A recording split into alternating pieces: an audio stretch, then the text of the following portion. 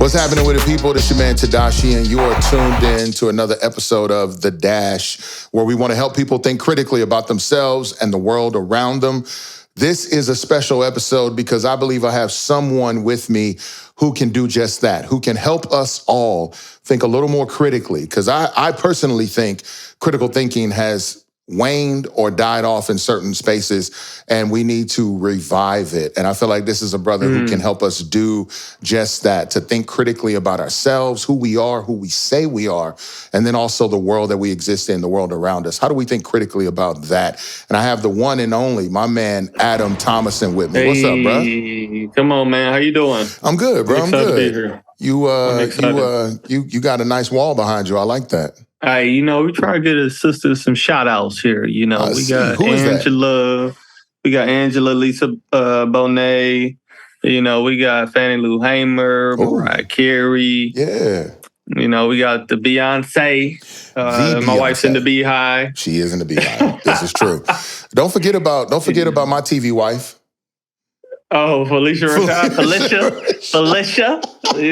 there. We got Nina Simone and Diane Carroll. Hey, we representing out there. You representing out here, man. I love it. Yeah, that's hilarious. Yeah. So, bro, tell me what's up with you. What you been working on? What you been doing? You a brother that's always got a lot of coals in the fire. What you been working on? A lot of coals in the fire. Well, I try to stay working on myself, man. I'm trying to stay healthy out here. That's what I'm talking about. So then as I travel and, I got back from Uganda, Guatemala, and Ghana. So working on stories and documentaries there. It was funny in my head. I felt like I sound like the dude that wants to sound like he has a lot of stuff going on. Because I'm about to say, man, we about to drop this film premiere. I'm working on this book. You just trying to fill up. And I'm really not trying to fill up the plate. But, I mean, it's true of you, but it do come off like, yo, check me out. Trust me, check me out. I'm out here. I'm out here. I'm outside. I ain't sitting around like you average cats out here. Nah, it's not like that, y'all. I am fortunate to be a part of stories, doing as a documentarian, filmmaker, storyteller.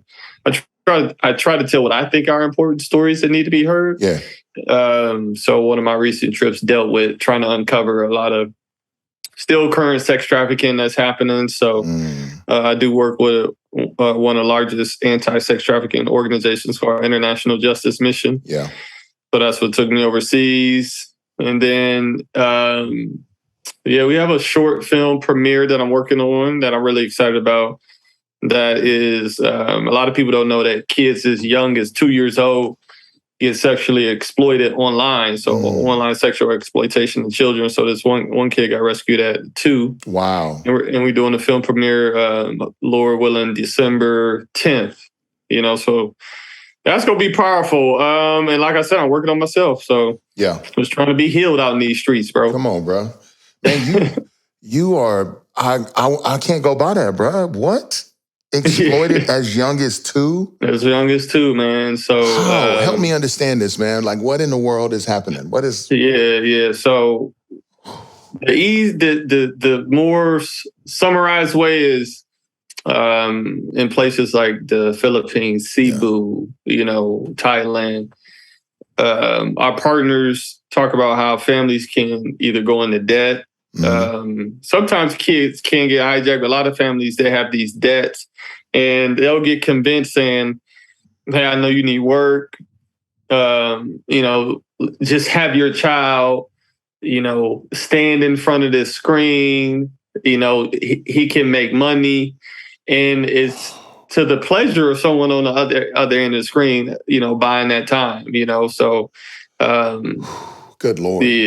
Yeah. So, man, and it happens at a clip, bro. Like, So the one short film that we did tells the story of a boy named Aaron and his rescue. So it really centers around his rescue. Yeah.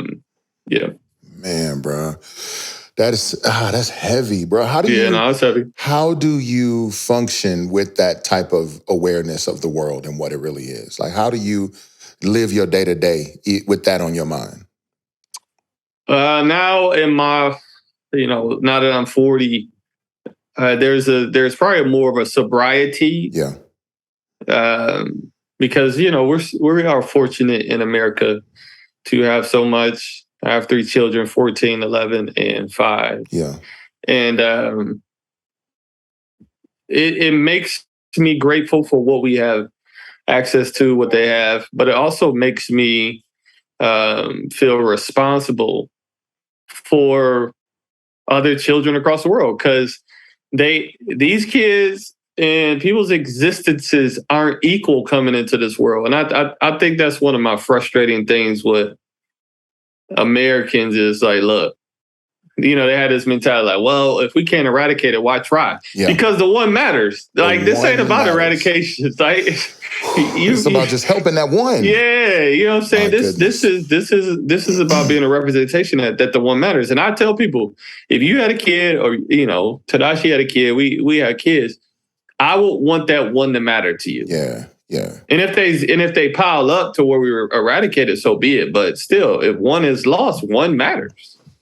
Bruh, how do you help people gain a sense of acceptance in what you're saying, in that reality that the one matters? Yeah. So I always try to philosophically get people to understand, look, ain't nobody flawless with their funds, with their finances, with what they spend them on. Like, we waste a lot of food, we waste a lot of stuff on pleasure, entertainment, buying shoes, things like that. And I tell you my own side, I like shoes, I like fashion. But when I go global, it keeps me focused on what actually matters. Like, I can change someone's life, and I changed their life with $500. Did I have the margin to spend $500 at one time on some shoes? Yes, but because I traveled to South Africa and I went to one of the worst slums, Khayelitsha, and I met those people, and I saw that they needed a brick maker to change their community, and I'm not gonna spend $500. Like, I gotta shut that off. Yeah, bro. Yeah, that's real. You know what I'm saying? So I just try to convince people. Like, I ain't even asking you to spend new money. I'm just saying, if you forewent Starbucks, for 10 times, that's $100. Yeah. This literally could change someone's life. Is someone's life not worth 10 cups of coffee? Come on, y'all. Changing life. Like, I want people to soak up the fact that you said change their. I think we live in a country where we are, blessed or privileged to have certain amenities, not just needs met, but certain amenities that have become normal in our existence, that we may not even have a fair or appropriate idea of what it means changing life, like what that really means. When you said, like, they needed a brick maker, I mean, help me understand that background. Like, what was happening? Yeah, so they had came up with this. So it's a slum. If y'all look it up, Khayelitsha, I ain't gonna be able to spell it the way it should, but try to phonetically spell it. Just spell out Khayelitsha, South African. They call them townships, but they're slums. Yeah. So irrigation is a problem, and it's a problem. So, but this community figured out how to grow vegetables there. Mm-hmm. And what they needed to build a container wall to maximize the gardens as they were they're trying to feed people and protect the garden. So this is a key centerpiece. And so they were like, hey man, it'll be helpful.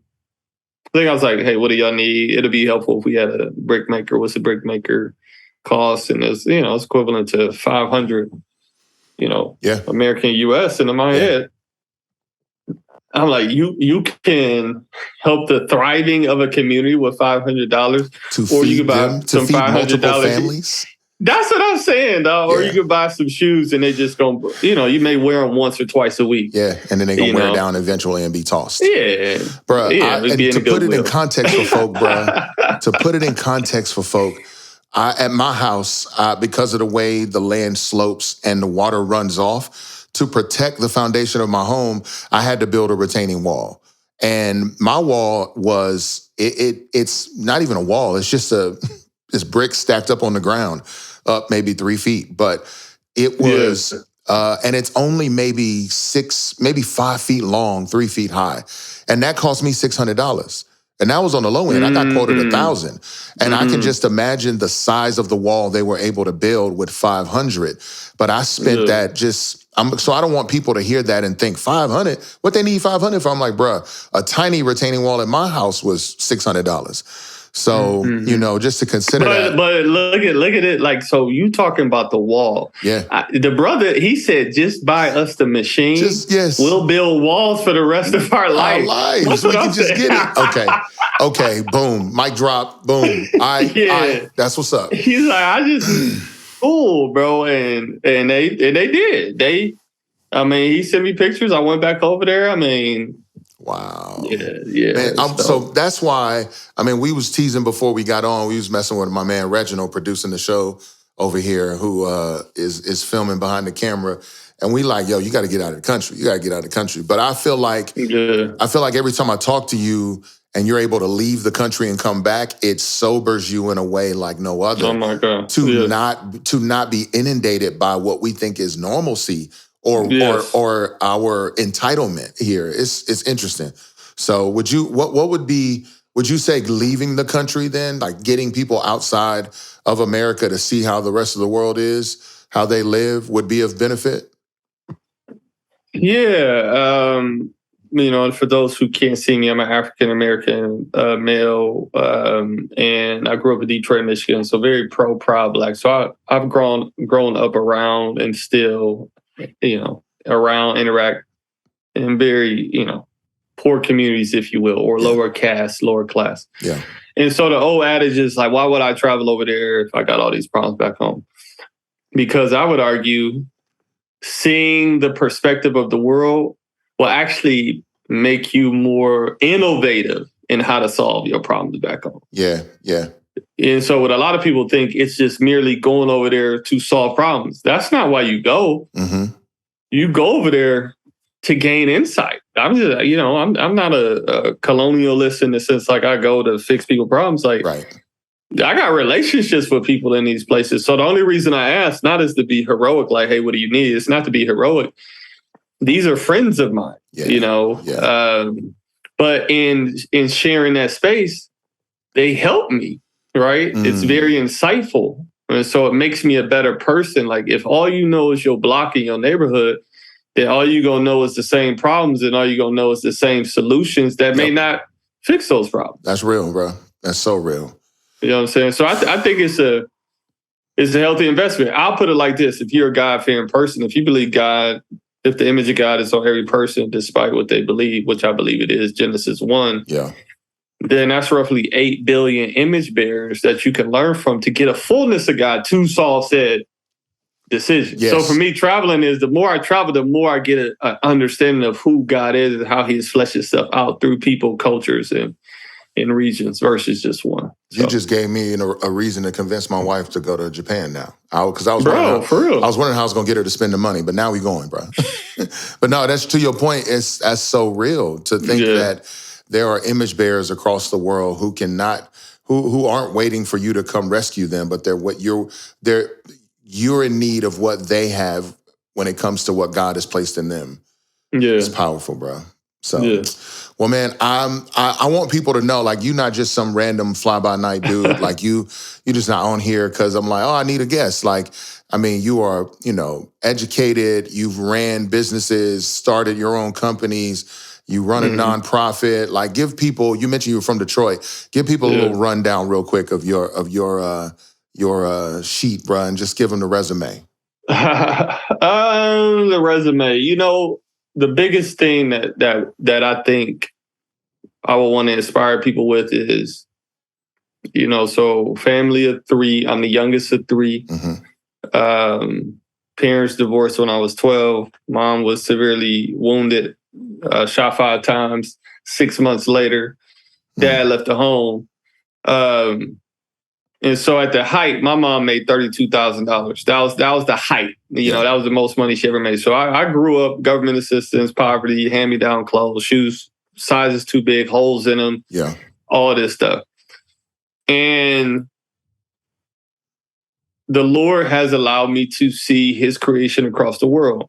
So I would say that it's not about money and legacy and pedigree. The Lord gave me the gift of being able to play professional basketball at 20 years old on this team in Palestine. Yeah. And that rocked my world. So as you know, one of the people that Tedashii works with, his name is Reginald. Yeah. He's young. As we tell, like, yo, you need to go see the world. Y'all need to see the world because you had the rest of your life to be married, to have kids, to hunker down in a city, in a neighborhood. But that's going to come with just a specific framework. And the more you can see the world is the more you can understand like God's approach to how to raise your kids, God's approach to. So to say all that, I've been fortunate. I play basketball overseas at different spots. I've been fortunate to, get various degrees, speak at conferences, justice conferences in South Africa, countries, Sudan, China, Greece. Just real fortunate. And I would say fortunate because it's God's fortune. My height was to, stay in Detroit, have a baby by this girl named Makila McAllister. Like I was so smitten with her. I was like, I just want to have a baby by her, by this light-skinned girl. Yeah, this be girl able to cruise in the right kind of car on the weekends. You know what I'm saying? On the Regal, bro. Regal Grand National and work at the Chrysler plant. That's it. And God said no. He is like, I got more for you. Yeah. Yeah. And honestly, I do believe God has more for people. It doesn't have to be name and likes, but I do believe his heart for us as image bearers is to see where other image bearers are. I would say that. That's strong. That's strong, bro. So, excuse me. Speaking of image bearers, there's this thing with you as an image bearer that I want to learn from you on. I want you to chime in. So I started this season off talking about Christian hip hop, right? And my take on Christian hip hop and my vantage point, and then getting wisdom from other people on whether or not they agree, disagree, but more so working toward a solution or a conversation toward a solution. And I feel like you are one of the perfect people to do this with, bro. So my current stance is I don't believe Christian hip hop is a genre. Okay. I don't call it a genre. I think it's hip hop. And I think it's hip hop. And the reason I don't think it's a genre is because I don't believe it exists with the amount of infrastructure necessary to be categorized as its own genre. In order to be a genre. Now we know, you know history like me, like genres came to be because people needed to classify certain things for sales and for ticket sales and quantification overall. Yeah. It's like, these black people listening to R&B and blues so much, we need to call it something. Rhythm and blues. This is their music. We're gonna give them their own style of music. And that thing just became rhythm and praise. There it is. All right. Come on, somebody. But we can get into that too, because these genres came to be, but because there was such a desire and following for it, industry began to be created around them.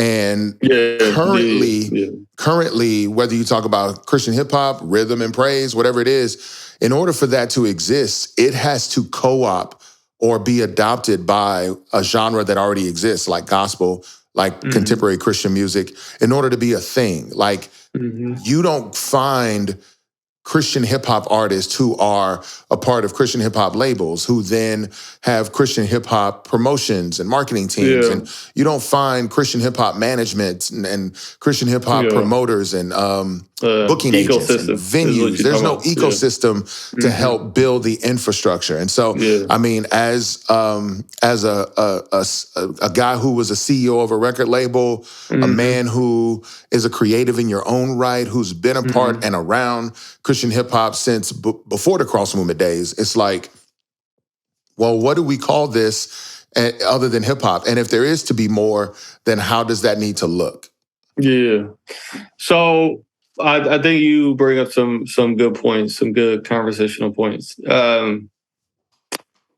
I think a lot of people won't have the insight that you have when it comes to, hip hop versus Christian hip hop, genre, not genre. Right. Um, so even on paper, I would say like, yeah, nah, it's not a genre. I think in people's minds, it's more simple. Like, hey, I'm at the library. Where are the books that talk about Christ? They over there. They over there. You got to go dust them off over there. That's it. You're right. So I think it's simple in people's minds. Like they're trying to easily. Well, honestly, I think they may be trying to, because it's twofold. Yeah. So one fold is like, man, you're just trying to pigeonhole us. Then the other is like, man, I'm just trying to help y'all get located by the people like trying to look for y'all. Because I think, who wants to go to, sorry, Walmart, but who wants to go to a place that you go to play? It's so overwhelming. Like, you're like, dang, well, I just want this. I just want that one thing. Yeah. Versus, because to me, Walmart sometimes like a hamper. I'm just like, man, y'all got so many things going on. But there's so much happening here. I'm just but you give me like a Target, it to me is organized and I know exactly where to go to get where I want. You know what I'm saying? Yeah. So I think in connotation, you know what I'm saying? Of it's good. More like men's athletic clothes is on aisle 9. Yeah. Versus, they're not going to interweave them with women's clothes. That's how I see it. That's how you view it. So help me then with it. So here's where my passion kind of grew about this. I looked up one day and I was like, man, I'm about to put out new music. Like I got this new EP this time around too. Yeah. In the same time frame, Hovey drops a single. RG drops an album. 1K Few drops an album. Lecrae coming with Church Clothes 4. It's like there's so much happening in this little pond that we exist in that it almost feels like you have to cannibalize one another in order to get name, notoriety, attention, accolade, whatever, for people to know your thing is here. And so it's like, do I take my book and write it in a way so that it gets slipped over into the world religion section or to the philosophy section too? Or do I put it in the history section too, educational, or does it just exist in the Christian space only? And I'm like, what do I do with that when I know, well, that's my friend. I want their music to be just as promoted and seen and heard. And at the same time, when the music happens, where do I go so I can tour, so I can promote, so I can build? That's a good question. And so it's like, well, I have to either be adopted by gospel or CCM, or I have to build my own thing. But building your own thing hasn't been the norm. And but you remember the Grammys where I feel like our homeboy won 2, and then the gospel group was like, hey, they not gospel. They can't keep coming over here winning these Grammys. We gotta do something different. So it's just like, I would say you are right. You are correct on that. So my one issue that I've always had when I was running a record label, was that it was twofold. Was that the people who was killing it, and I would say Reach, Collision. You had other labels as well, killing it, RMG, that we didn't, a lot of people pressed for it, but that we didn't press hard enough to create our own tour to break new artists. That still is a problem. Yes. So to your point, we have to be adopted by people who don't understand and aren't really true fans of this music. To break our music. Now, that's what I would say, like hip hop and country and stuff like that have done. And you mentioned like the promoters and stuff like that, hard ticket sales. We can talk about that. Yeah. But they have a subculture that can break new artists. Yes.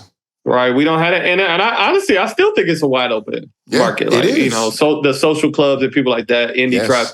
Like people just need to come together and say, hey, we're going to call this the blah, blah, blah. Yeah. And this is for breaking hip hop acts who have a faith toward Christ.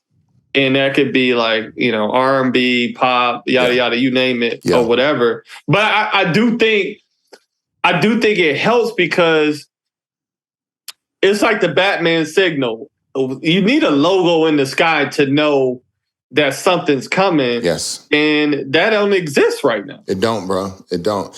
And honestly, that logo in the sky, here's the difference. I need a Justice League. I don't need a Batman no more. We've ran that race. We've ran where it was like, well, Lecrae's logo is in the sky and we know that that's a thing, so something's coming.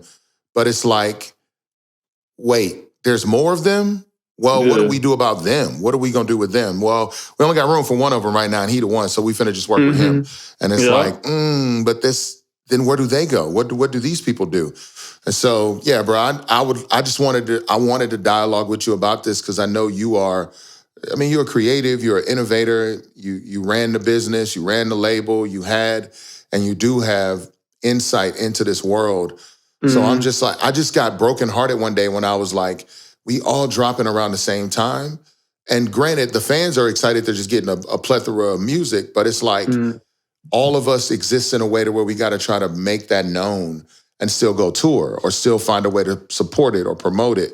I'm like, I like making music, but if I can't pay my bills, music can't be it no more. But what does that look like when the only way to pay my bills is if so-and-so brings me to their youth group event? And I'm like, no shade on youth groups, but I'm like, I did an album called Below Paradise about the loss of my son, and you got me on stage in front of 12-year-olds with beach balls as I rap this music. And I'm like, where's our ecosystem? Or like Winter Jam. Winter Jam was cool, but I'm like, I'm on stage and every night I got to convince them that I'm worthy, that my music is good enough. And I'm just like, I need something else sometimes. Yeah, but you know, if I could just speak straight, man, you got to have a certain selflessness, vision, and sacrifice to build an ecosystem. Say that I have yet. And you know, these people are my friends. Yes. Like you are my friend, Lecrae. Yes. You know, Thizzle, Jason. I'm talking about the OGs who was killing it. You know, Tripoli. Obviously, we got the RGs and stuff like that.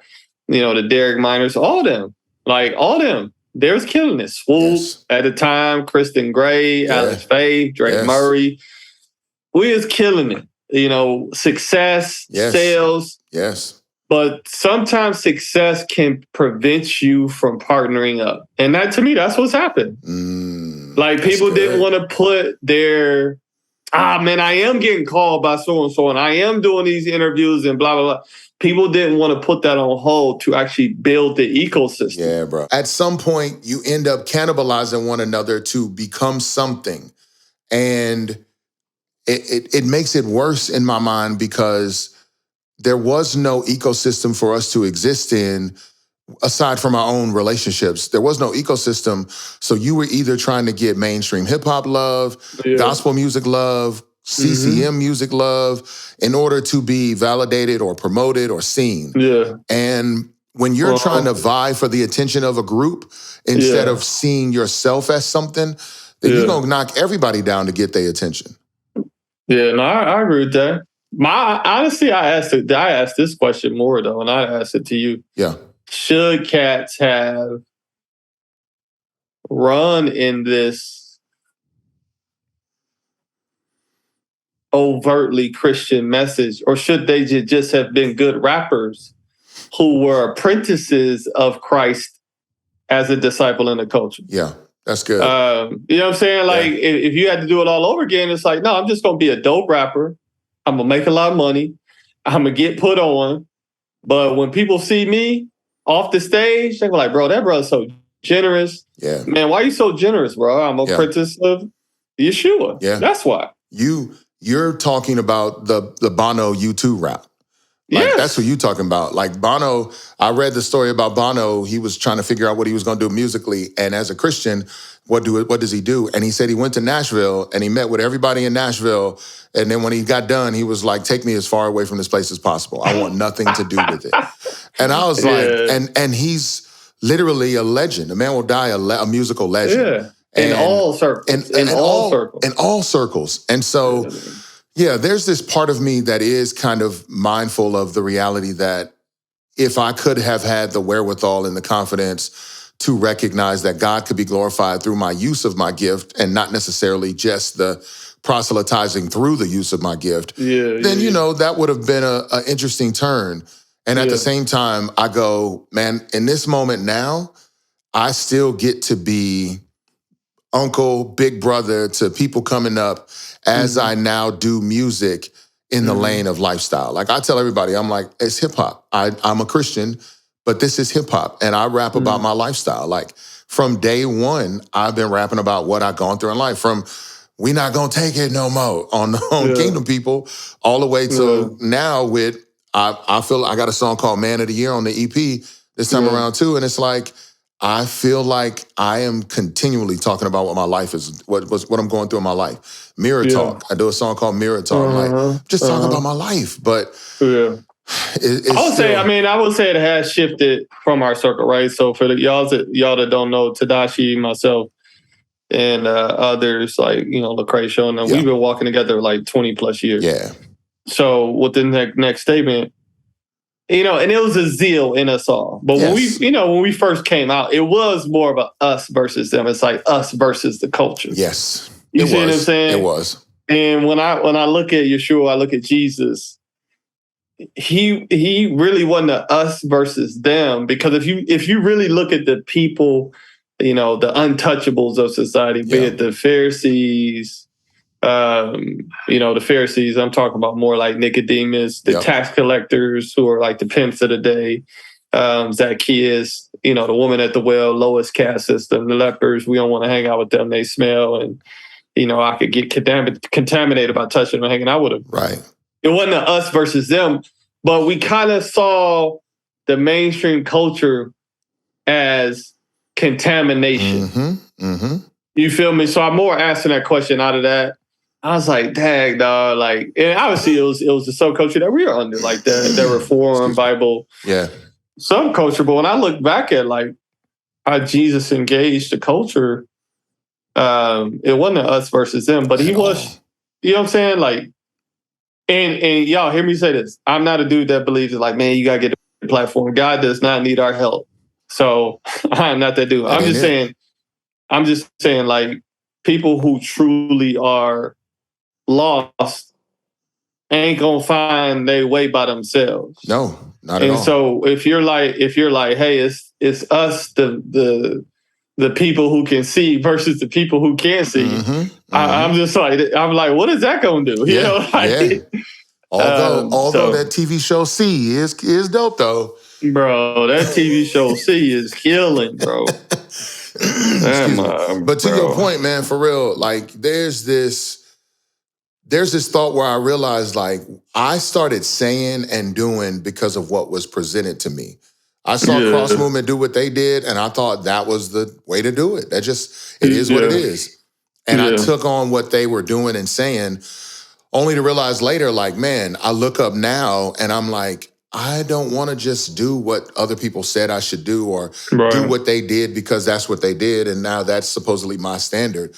What is God asking of me? And as I look at Yeshua, I'm like, yo, there was no us versus them. If anything, it was I'm for them. And I think back on those days of when it was like us versus the culture, I'm being anti-culture in a sense. It's like... Right. That's what I'm saying. Yeah, it's like, but you really are just then walling them off from any sort of light that you could show them. Yeah. And so I say all that to say is, so when we were on the block and come back to your original, point about subgenre, it's almost like we put ourselves in a subgenre. Because you see what I'm saying? Like, you listen to that, the way that we rap, they were like, okay, we get it. Y'all want to be with us. All right, put the Christian hip hop over here. Yes. And there was a time where we were like, yeah. You're right. And then now we're like, no. That's all I'm saying. That's humbling. I ain't gonna lie, that's pretty humbling. That's pretty amazing, actually. And there are still people, shout out to the people who are like, yeah, like that's amazing, man. That's dope.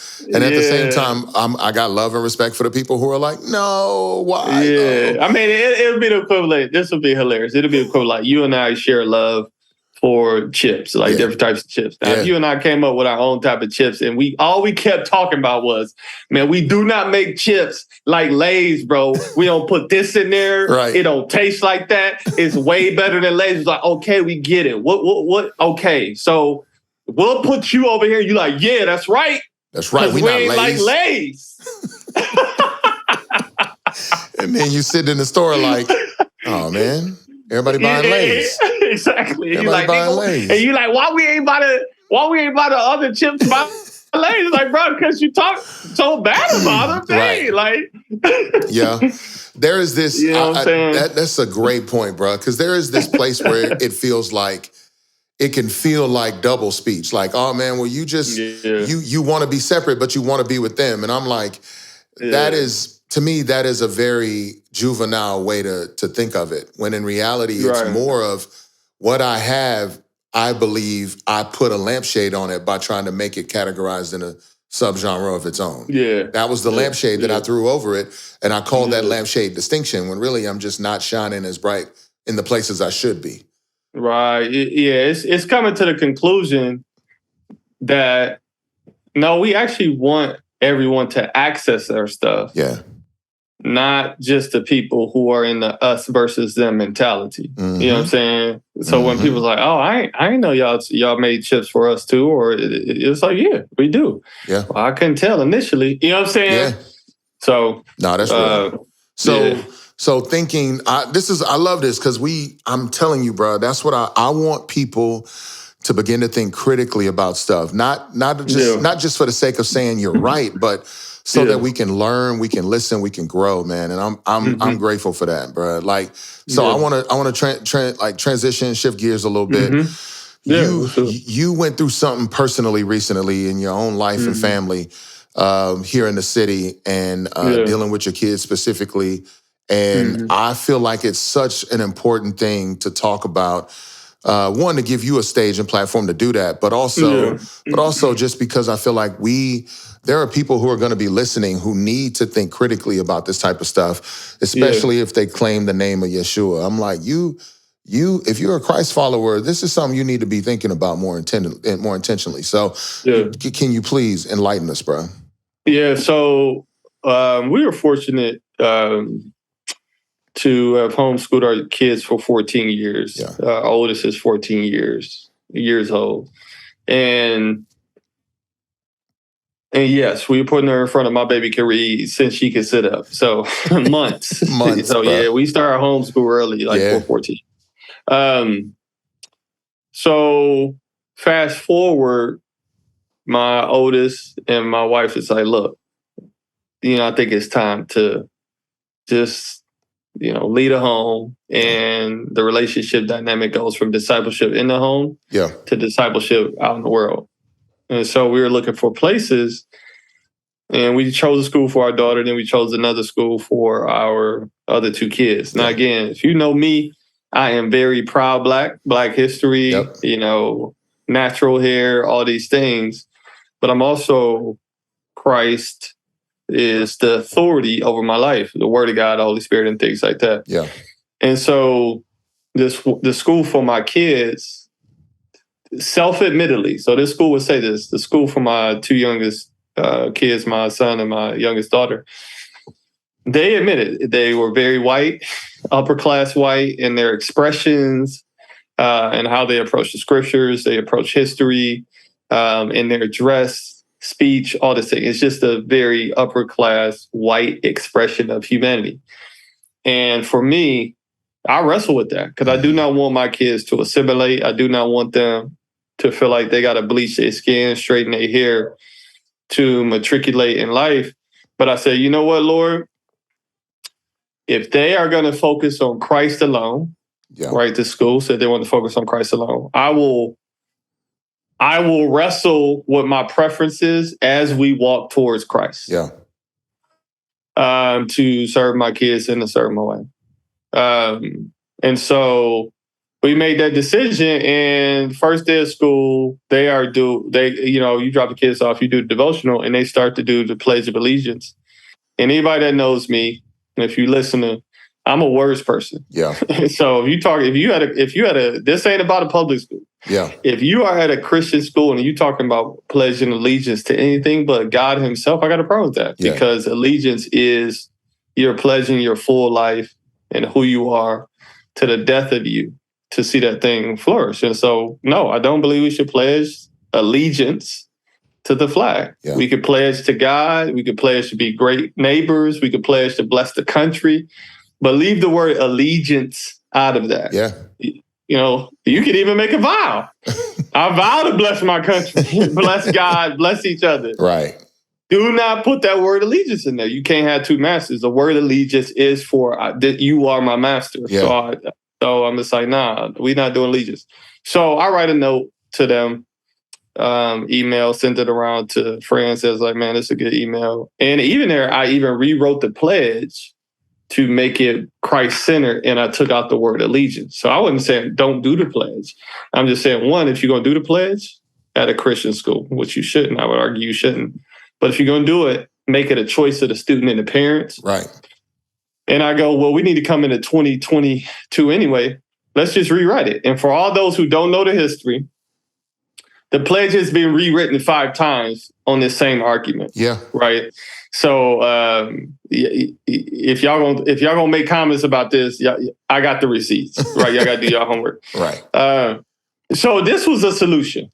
So to love them, you gave them a solution of rewriting. I gave them a solution. Yeah. And I go, look, my preference was to cut it out, period. But I'm saying to meet in the middle and to build a bridge. Like one of the things that IJM, International Justice Mission, they say, don't just talk about what you wrestle with. Build a bridge, come up with a solution. So I built the bridge and I came up with a solution. Yeah. Right? Yeah. And so they wrote back and said, hey, we appreciate the email. You're right. It should be the choice of the student and the parents. So right now it's not going to be mandatory. You can do it in the classroom. Fast forward. My son doesn't take the pledge and they end up saying he was being a disturbance in class, right? Which really is his freedom of speech, but they're saying he was being a disturbance in class. But it comes to find out there's a white kid who he looks up to my son, and he started sitting down during the pledge. Wow. Okay. Yeah. Okay. So now the board's like, oh no, we got problems, right? Yeah. So they come back and they change what they said initially. So they go back on their word and say like, well, no, we changing it. If you go into the school, you have to take the pledge. And if you don't take the pledge, you have to stand and recite the pledge. And if you don't, then you got to go. Now, you got to go as you can't attend this school. You can't attend this school. Sheesh. Now, anybody who knows any legalities, they can't do that. Right? Because we signed the initial contract and it had no mention of the pledge. Right? It had no agreement. So legally, they can't do that. So that's one. 2, the problem, though, is when we went to go meet with the board, and there's so many things in there. When we went to go meet with the board, I wanted to talk about this issue from the scriptures. Yeah. I did not want to talk about it from Adam's point of view, their point of view. I want to talk about it from scriptures. And so I just asked them, help me out, chapter and verse. Where are y'all getting this understanding for reciting the Pledge of Allegiance to the flag in the United States of America and to the Republic? Where are y'all getting this chapter and verse as a key tenet to discipleship for these kids? So not just my kid, all these kids. Yeah.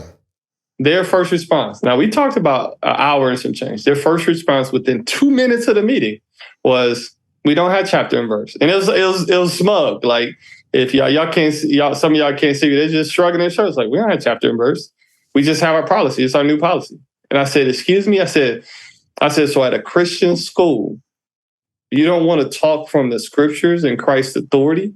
No, it's our policy. Wow. I was like, wow. And like in the meeting, I go, wow. So at a Christian school, we don't want to humble ourselves under Christ. I mean, this is our policy. We want to talk policy. I go, but your policy should submit itself to Christ and his authority. Nah, we just, this is our policy. So a lot of things, so if you don't know me, like, I'm the guy that I'm gonna let God deal with people. Yeah. Because God's judgment is gonna be I think it's gonna be way more sound, but it's also gonna be way more eternal than mine. Whatever you would do. Yeah. Yeah. So they were nervous that, we could have drafted up a lawsuit. We were nervous that CNN, we had some opportunities to do the CNN interview and just really rolled them under the bus. And I told them in the meeting, I said, look, I don't go on campaigns to crush people. because that would violate what I actually believe in the scriptures. But I said, y'all do know this is a classic case of white supremacy and Christian nationalism. And they said, well, why you say that? We're not racist. I go, white supremacy actually has nothing to do with race. I said, you are white and you're holding your voice supreme, not the word of God, to make a decision. Yeah. And unless God shows up to rebuke you, no one else in this land has the power to do anything about it. Ooh. No one. I go, you know that. This is what I'm saying in the meeting. I go, and you know that. You're so smug at, not even at me, at Christ. Like, I was so nervous for them that you can just so casually throw off, like, I don't need chapter and verse. Be cavalier. Be cavalier toward the scriptures. So cavalier. And Ted, I said to them, I go, then what are you discipling into these kids then? Yeah. I'm like, what is it? What then is this school if you can put on the hat of Christ and then take it off and say, like, no, this is what we think. My goodness, bro. We don't know. We actually don't know what God thinks, even if he thinks something. And we don't know, we seemingly don't care. We seemingly don't care. And we gonna keep going forward. And I was just like, yo. And so really I was crushed because I said, not one time have I actually said, this is what I want. I've stood, stand, and hide behind Christ. Now, if you want to talk about what I want, I didn't want to send my kids to an overtly white school in dress and look and aesthetic and celebration. But I put that celebration. Yeah. I put that intention because y'all said, say that. Because y'all said y'all was going to center on Christ. That's literally what I'm thinking the whole time. I'm like, but the whole thing started because they said they was going to center on Christ. Yeah, so in my head, I go, then what are we here for? Yeah. I was like, if you're not going, I said, this ain't the school culturally I was in my kids. So if we just talk about culture, we out of here. So I was like, y'all not going to center on Christ, and I'm wasting my time. And I'm wasting my kids' time. Like, we could find a better place. And so we pulled them. That was my next... I was just saying, like, legally we pulling them, and y'all gonna give us a refund. I know what the contract says, but if you don't want no legal smoke and no public smoke, you're gonna give us all the money back. And they did, because they knew legally. Because here's the other thing. People's like, well, if legally it couldn't do, you should have pulled your kids. I go, true, but my whole point in going there was for Christ-centered. So now I know you're not being Christ-centered. I don't want my kids here. Right. At a predominantly white school that's not Christ-centered, that's supposed to be Christ-centered. Yeah. And here's the last thing. I also said in the meeting, I said, isn't it funny that you're telling my son about Polycarp, who was burned by Rome for his faith in Christ because he wouldn't say the allegiance to Caesar at the time, and yet you're kicking him out. Yes, bro. Oh, my goodness. I was like, if you talking about irony, dog, I was like, y'all are Rome right now. No response to it. No response. Silence, bro. Silence, Ted. Man, well, one, I just wanted to ask, no response. I just wanted to ask how the kids are doing first. I mean, how are they in light of having, I mean, this is, bro, moving of any kind is traumatic for people. Yeah. It's a lot on anybody, but for a child, like, how are they doing? It was tough for my son. Okay. Yeah, he cried a lot, and I had to explain it to him. And he said he understood, and I said, you can understand and still emote. So we're big on, like, not stuffing it. And so he did a good job. He's like, I do understand. I understand the discipleship piece. I understand why you put us there, and but it's tough because I have friends. And I said, that's fine. They don't have to be mutually exclusive. So true. And I said it's good. You are going to experience loss, and when you stand up for stuff, you're going to experience loss. And he went through the whole should I have said anything or should I have sat down? And I go, yeah, you always sit down. You don't put yourself on hold to assimilate to anything. Yeah. As a person who's trying to follow the Lord, and as a person who was a kid of color and stuff like that. So yeah. A lot of good teaching moments, but I mean, I lost one of my key friends at 10, and nobody talked to me about it. Yeah. And I just remember to this day, I was like, yo, I love that kid, at 10 years old. So, I get what it is to emote, but I'm just glad he has a family where he can emote and talk through it. Yeah, bro. No, that's good. That's real good. Yeah, I just remember having a similar experience. I had a friend at 9, one of my best friends, 9 years old, committed suicide. And nobody talked about him with me. Nobody said anything. They just told me he died. I had to hear how he died at the school later with friends gossiping. But older people just kind of told me he died and that he wasn't going to be back and this is what happened and that's it. And I didn't know who to be sad with or how to be sad or if I could be. And so, yeah, bro, I'm grateful y'all gave him that room to have that and emote and experience that, bro.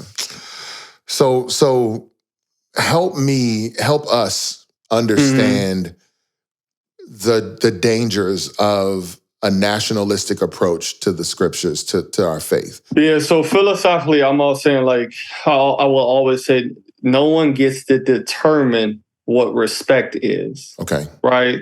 So because someone said like, well, it's a sign of respect to stand and say it. No, that's your version. That's what you determine. Correct. Respect. Like just taking off your hat when you come inside. Exactly. Just like Caesar determined, no, it's a sign of respect to call me God. And Martyr's like, I'm not calling you God. Right. All right. He's like, all right, well, you're going to die. Yeah. And you got some people like, man, just call him God and stay alive. They're like, nah. Like, he's not God. So, yeah, you don't get to determine what respect is. Yeah. So, because that's what it comes back to. And the person with the power tends to always define what respect is. Yes. And you got to be careful of if you have power that you're not defining it for people, that you're trying to define it together with people. And a lot of people don't do that.